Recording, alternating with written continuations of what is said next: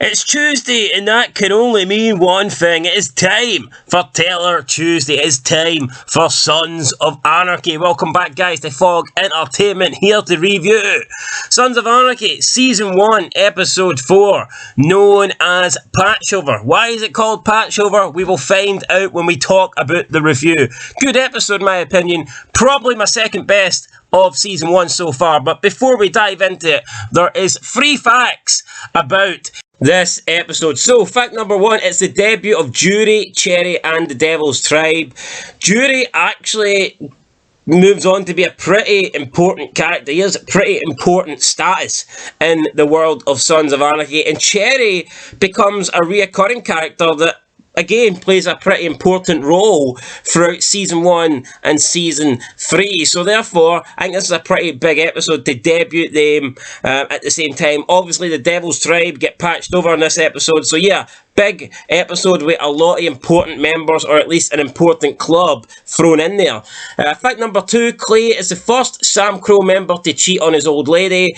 Now, I got to at least try and defend Clay a little here. Technically, he is the only member of SAMCRO at this time, at this point in the series, with an old lady, so he technically is the only guy that could cheat on his old lady, but still, it remains the same. He's with Gemma, and he sleeps with Cherry. Albeit, it's kind of normalised, it's kind of okay, it's kind of not considered cheating, as long as they don't bring that shit to their old lady's front door. But that kind of happens, and Gemma kind of has a meltdown later on, so yeah, Clay, I guess, did cheat, so there you go. I tried to defend Clay, but at the end of the day, I guess Gemma found out, and she wasn't supposed to find out. And fact number 3, now, maybe a little bit controversial here, but Chibs becomes the first SAMCRO member not to appear on screen. Now, you might think, what do you mean? Penny wasn't in episode 2. Now, that is sort of true, but if you actually notice, like, Penny, he doesn't actually feel like a...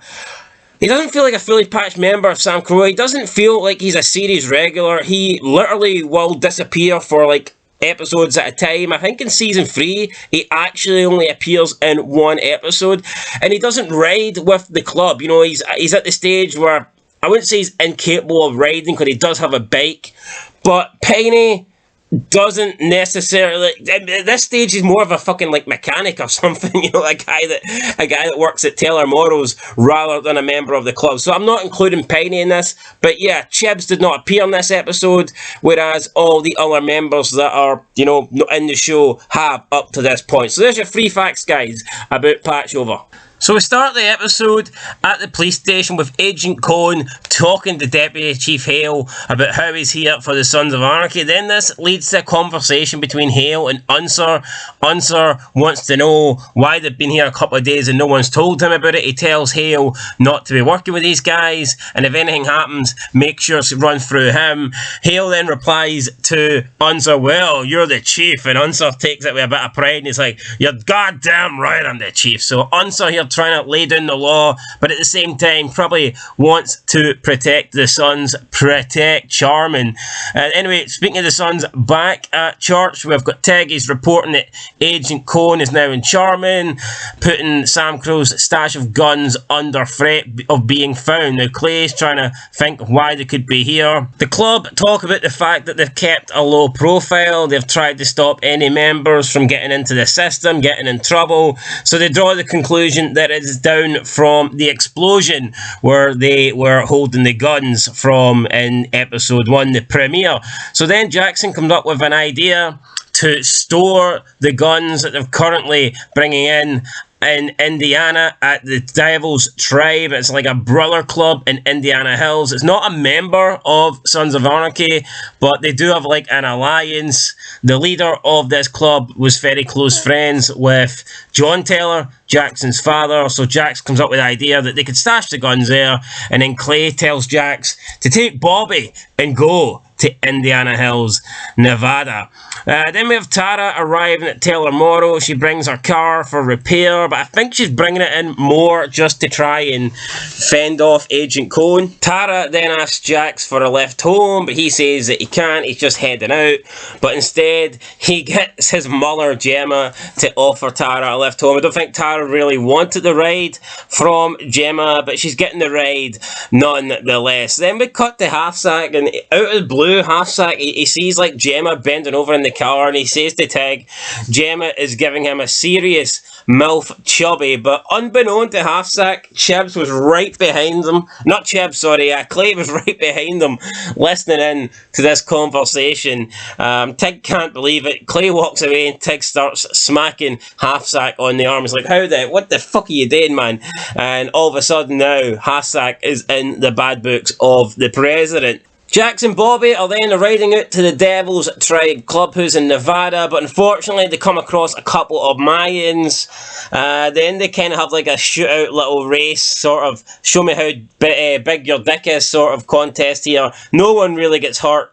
The Mayans flee, and then Jax and Bobby phone Clay on the prepaid phone at a gas station, and they tell him that they've been spotted by the Mayans on Mayan turf. Clay then says that they have no option now but to patch over the Devil's Tribe officially. They want to make the Nevada Club a Sons of Anarchy charter rather than just a club on their own, because Clay thinks this will bolster the presence in Nevada that they need, not only just to be a stronger presence, but also if they're going to store their guns there, you know, they want to have it being looked after by a Sons of Anarchy charter rather than just, you know, a separate club that is maybe got an alliance with the Sons. So Jax doesn't seem to be okay with this. He thinks that Jury won't want patched over, but Clay says he'll tell him himself, and Clay makes the decision that he is going to ride out to Nevada. Tig is absolutely delighted about this. He cannot wait to go because he knows that, like, Jury's, I don't know what like the Devil's Tribe are, but they have like basically they've got like a bunch of whores, a bunch of strippers, and Tig can't wait. He says, and I quote Tig, "Sweet, young, perfect type pussy." That's what Tig wants, but Clay tells him, nah, you can't go because you're driving the cargo of guns with Juice. You're driving the truck.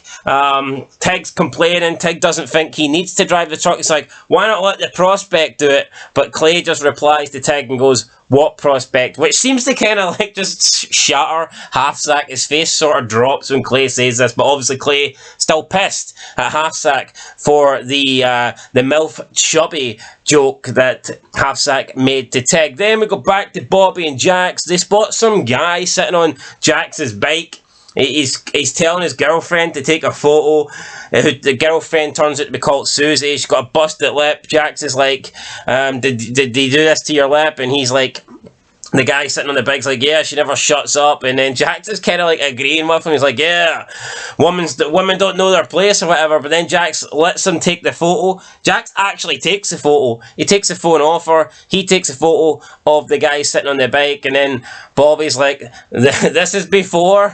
And then this is after. And then Jax takes the helmet and smacks this guy right in the face. And then Bobby chucks the phone at him. So then he's got a before pic where he's sitting on the bike. Then he's got an after pic where he's got like a busted nose and he's just like kind of laying there.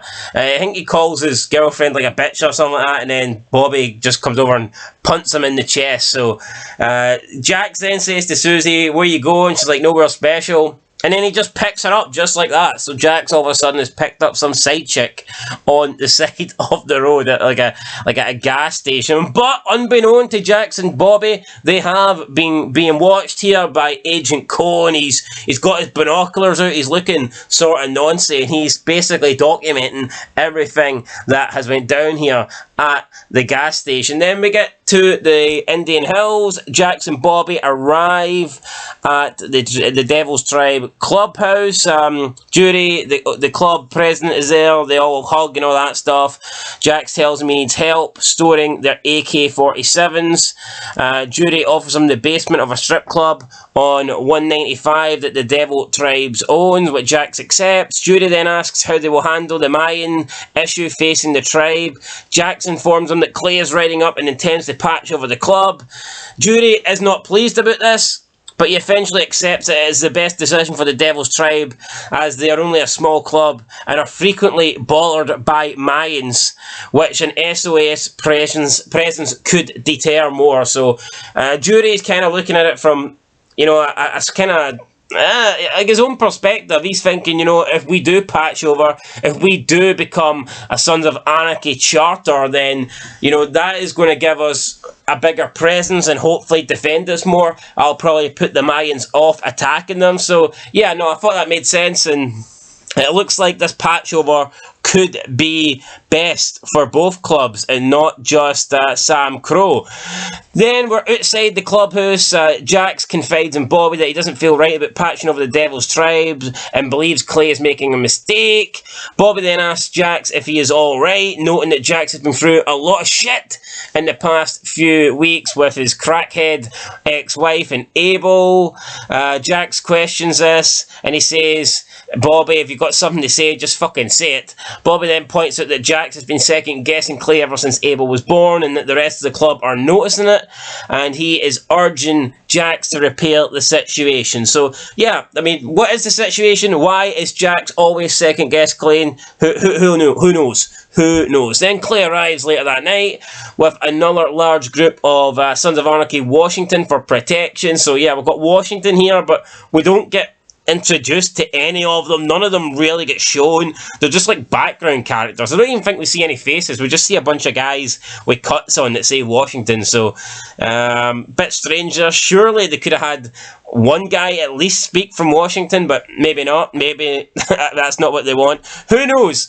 Then Clay announces to the Devil's Tribe and Sons of Anarchy members in attendance at the Devil's Tribe clubhouse that they will be patching them over as the Indian Hills Nevada Charter of Sons of Anarchy before leaving them to discuss the matter in private. So basically Clay and the rest of the club will go outside and Jury has a sit down with the Devil's Tribe to see who is going to make it and who is going to be patched over into a Sons of Anarchy member. Then we go to Unser Trucking. Tig and Juice have been tasked with stealing a truck for SAMCRO to use to transport the club's AK-47s at the new storage location in Nevada. Juice then gets a bit of meat. He drugs the meat and he throws it to the guard dog. And they're hoping that this will obviously, you know, drug the dog so that they can go over and steal the truck. But they're not happy about the fact that they're missing the party. Well, I say they're not happy. I mean, Juice is probably a little bit upset, but Tig is absolutely raging. Tig is gutted at the fact that he can't get his hands on all that pussy. So then the dog kind of disappears. It takes a meat. It goes down this wee, like, it goes down into the shadows. You don't see the dog, and you just assume that the dog has passed out. So they then jump over the fence, but unbeknown to them, the dog's back. The dog is foaming at the mouth. The dog's barking and it chases him. Juice manages to make it inside a truck that has a door open, but Tig can't get on the other side because the passenger door is locked. So Tig is asking Juice to open the door, but before Juice can, the dog jumps up, bites him in the ass. It just fucking takes a big chunk out of Tig's ass. Finally, Tig breaks free and manages to close the door, get inside the truck. Tig can't believe it. Tig says, I thought you drugged the dog, and Juice says that dog should be dead, as he dosed the meat with nearly 2 grams. Tig's like, looks at him and he's like, 2 grams of what? Juice is like, crack. Then Tig says to him, you fed a Doberman 2 grams of crack? Are you retarded? No, what did he say? Yeah, he said, you fed Crystal to a killer Doberman man? Are you retarded? And Juice is like, no, even though the answer to this is yes. So, yeah, man, Juice, like, I mean, if you feed crank to a killer Doberman, isn't that just going to make the dog even more dangerous instead of, like, you know, just what a special, the guy is special. I mean, he is fucking retarded. I mean, literally, he ended the last episode, you know, dressed in nothing but a diaper with a sign drenched over him saying, retarded child, please adopt. So I guess we have realised by this stage that, Juice is indeed retarded. We then go back to... Oh, yeah, Juice asks Tig if he should shoot the dog, but Tig's like, no, I think Tig likes dogs, so... Yeah, the dog ain't getting shot. After some time spent discussing the proposal in private, You got a small book of bikers leave the club and throw down their colours. Obviously disagreeing with the Patchover. I'm not sure what they were speaking about, because I'm pretty sure at this stage the Patchover was already official. Now, I guess more than half the members of the Devil's Tribe could have disagreed and not want to get patched over, but from what I'm understanding, it seems like Jury and more so Clay had already made the decision for them. I don't think they really had a say here. It was basically just, you know, whoever doesn't want to be in the club anymore, you can leave. So that's what happens. A bunch of them leave, and then Jury and his vice president Needles, along with other members, agree to be patched over. They get the cutsuit. We get a large party. During this party, Half-Sack is falling for a local girl named Cherry. You've got Bobby having sex with Daytona. There was a good line where Bobby and Jax originally walk in. Bobby's looking at this like black chick who's bending over, big ass, big tits. Bobby's like to Jury, Jury calls her over. He calls Daytona over, and then Bobby's like, Daytona as in 500, and Jury's like, no, Daytona as in 1200 per night. But he gives Daytona to Bobby for free, and Bobby probably couldn't afford to pay the 1200. I mean, I guess he's giving his ex-wife's a lot of money, so I doubt he's got 1200 to spend. But I mean, I tell you what, it looks like a good 1200 well spent.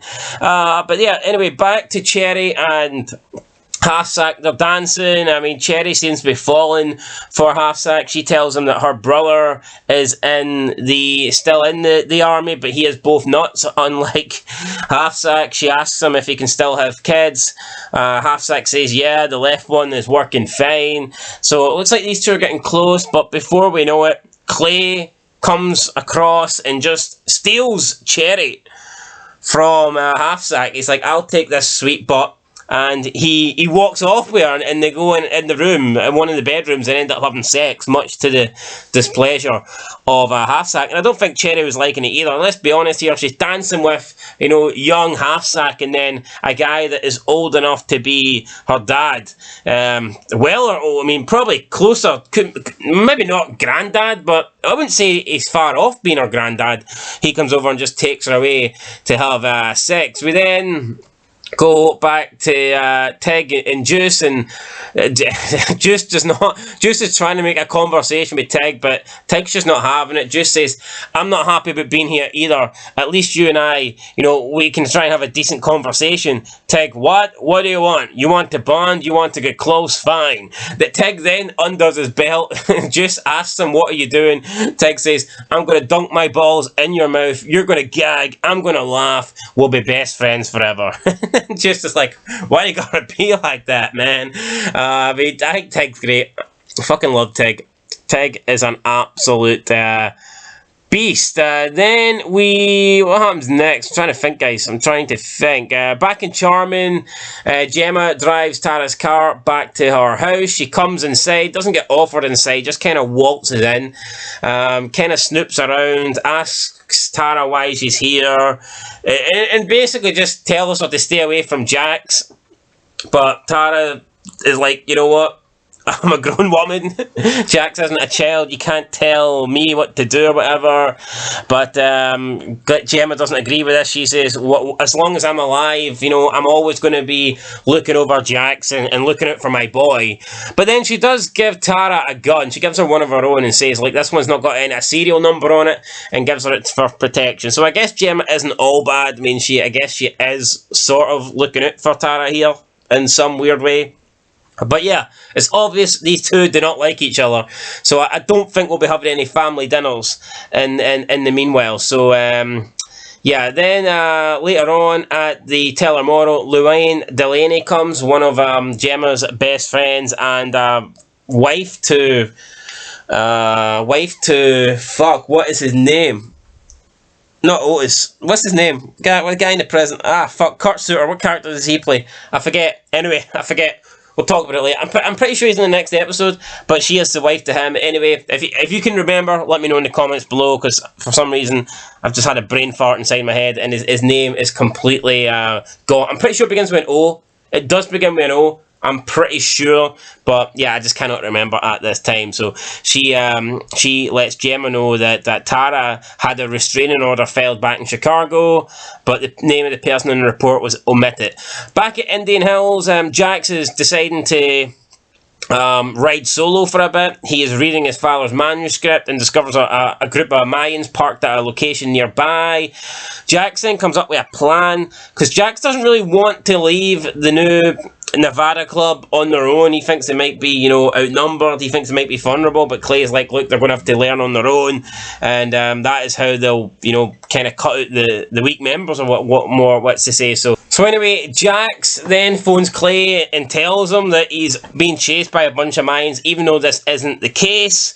And then Jax therefore proceeds to kick down these Mayan bikes to get them to exit their clubhouse, and then they do give chase. So yeah, Jack's kind of lying here. He drives back to the clubhouse. The jury tells Cherry to get the girls inside, and then they all go and get their guns. They're all prepared. The Mayans get to the outside. Jax manages to get his bike inside. They start shooting. Then the Sons come out of like side and back entrance, and then they start shooting the Mayans. One of the Mayans gets shot. Don't think he dies. He kind of just lays against his bike, but I'm pretty sure he's not dead. Jury also gets shot, but just in the arm. He doesn't die, and then the rest of the Mayans just, like, you know, drive off, and that's it, really. So there you go. Back inside, Clay says to Jury not to worry about that, and he says that shootout was just, you know, both clubs, you know, having a dick measuring contest, but Jury thinks that that's going to cause more members of the club to leave Indiana Hills. Jack says, "Look, don't worry, we'll get some. Was it Vegas guys? Or was it Vegas? Or I don't know. There's another club there." But then Jack says, "We'll get some of the other club members from a different charter to stay with you for a while as protection." Clay doesn't really agree with this, but it is what it is. I mean, Jax has already made this decision, so they hug it out. While Jax is hugging Jury, he apologises for everything that's transpired. Clay then asks Jax to explain what happened with the Mayans, but before he can really explain anything, Bobby and Tig approach the two. They're discussing what they're going to do next, but Clay has something for Tig. Tig says he'll be back up for them, but Clay's like, nah, you've got your own backup, and he points to Needles, who's bringing out 3 hot young women for Tig. Tig can't believe it. Tig is fucking in dreamland, and it's like, oh, you guys, I love you guys, I love you, I love you, I love all you.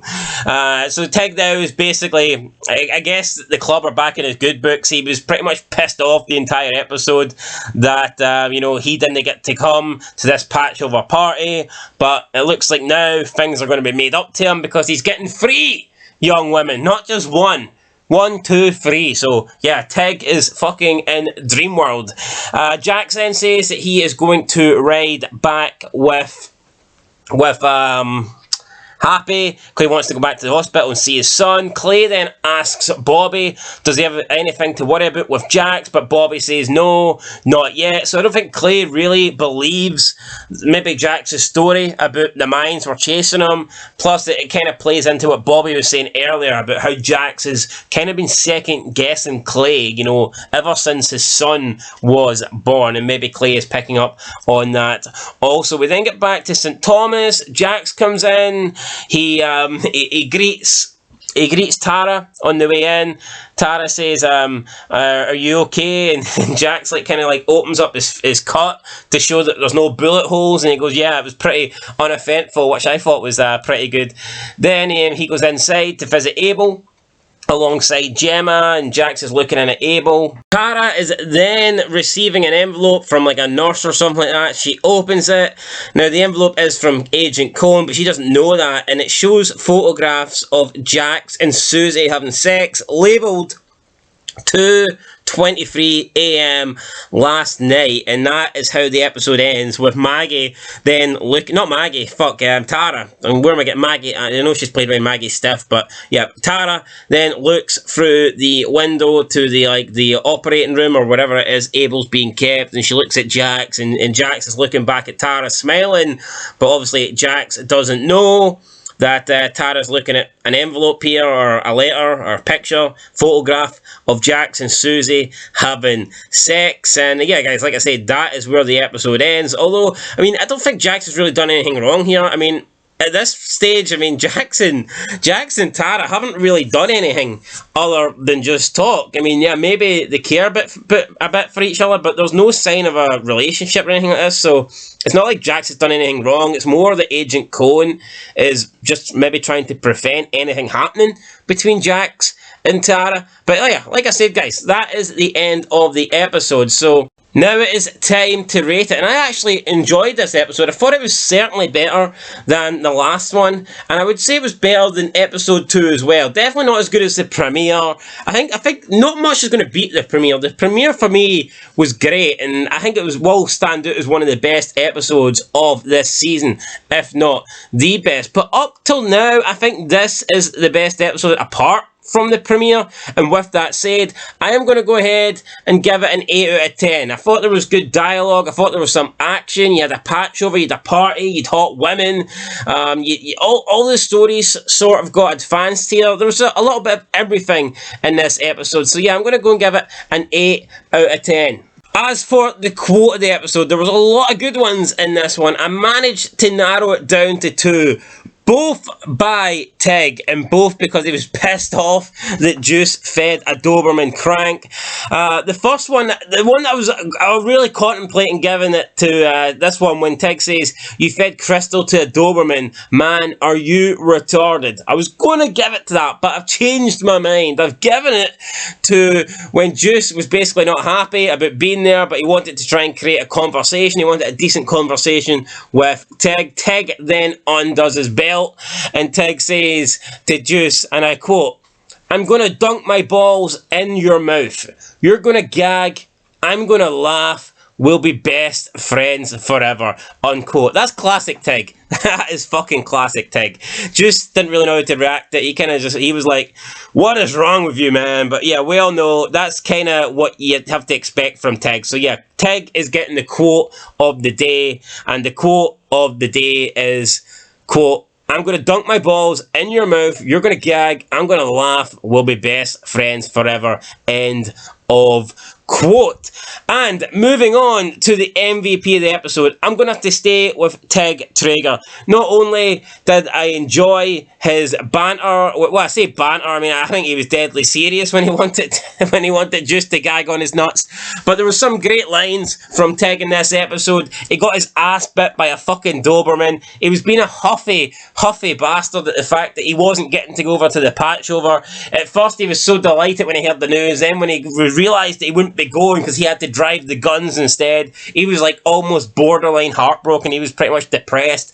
Then when they finally do arrive later on in the episode, you know, he gets rewarded with 3 women, and he's just like over the moon. He can't believe it. It's like Christmas has come early for Tig, and he's thanking, "I love you, Clay, I love you, Jackson, I love all you guys." So yeah, no, I really liked Tig in this episode. I thought he was good.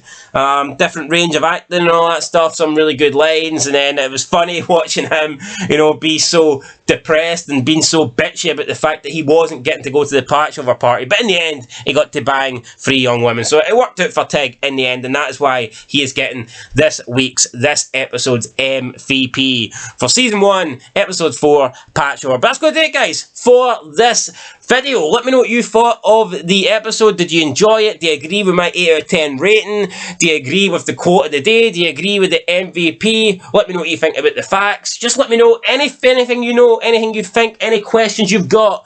Put them in the comment section below, and we'll be back next Monday for episode 5. But before we get to that, there's going to be lots of videos throughout the week. Debuting character of the week. Still deciding who that character will be, but when you know, I know, and there will be a lot of videos on that character, so make sure you stay tuned for that. Also returning, we will be concluding the King of the Mayans tournament sometime this week. It's going to start, and then I think it will start tonight, and then it'll probably end either Saturday or Sunday, and after that we're going to have more competitions, more tournaments, but they're going to be a regular thing. Again, I don't want to go into everything that happened with the channel, but about 5 months ago, basically shit happened, and we kind of got stuff taken away from us. So yeah, pretty much we're back now, back with the constant uploads, and anything that was happening in the past will be resumed, and that includes King of the Mayans. So there you go, guys. Leave a like, leave a comment. I'll catch you in the next one. Till then, though, peace out.